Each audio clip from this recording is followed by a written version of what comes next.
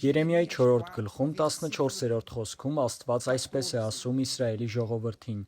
ասում է այն մարդկանց, ովքեր այս իրավիճակում են գտնվում. Քո սիրտը մաքրիր չարությունից, ով Երուսաղեմ, որպեսզի փրկվես։ Քո չար խորհուրդները մինչև երբ պիտի մնան։ Իսկ ով է Երուսաղեմը։ Հոգևոր տեսանկյունից Երուսաղեմը լավագույն ժողովուրդն էր։ Բայց նույնիսկ այդ լավագույն ժողովուրդը, Երուսաղեմը, ապրում էր մեղքի մեջ։ Այդ պատճառով Աստված ասում է նրան. մաքրիր սիրտդ։ Այո, մաքրիր սիրտդ չարությունից։ Երբեմն գիտեք ինչ կա, երբեմն մարդը շնության մեջ է, նա գիտի, որ շնություն է անում, բայց նրա մեղքը,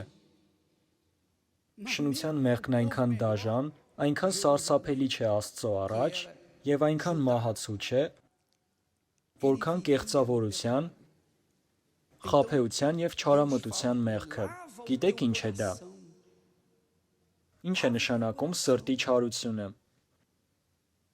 Սրտի չարությունը այն մտքերն են, որոնք սնվում և փայփայվում են այն ամենի դեմ, ինչը սուրբ է, մաքուր է և կատարյալ։ Մտքեր, մեր մեջ կան մարդիկ, որոնք այստեղ են մեր կողքին, ինչպես նաև սփռված են այս ողջ աշխարհով մեկ, որոնք եկեղեցիներում են։ Նրանք գալիս են եկեղեցի։ Անկեղծ ասած, ես չգիտեմ, թե ինչ անել։ Չգիտեմ ինչ անել նրանց հետ, որովհետև նրանք քրոնիկ հիվանդներ են։ Քրոնիկ հիվանդներ։ Ինչու՞։ Որովհետև ինչպիսին էլ որ լինի աստվածաշնչյան պատգամը,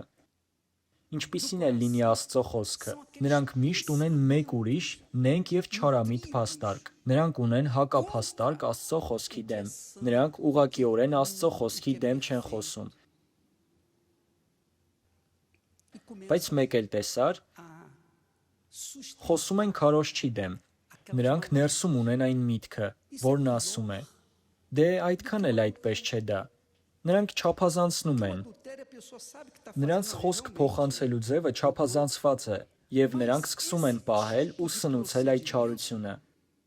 Սա ավելի վատ է, քան շնությունը։ Որովհետև շնություն անողը գիտի, թե ինչ է անում։ Այո, ես իրոքից մեղքի մեջ եմ։ Այդ մարդիկ այդպես են մտածում։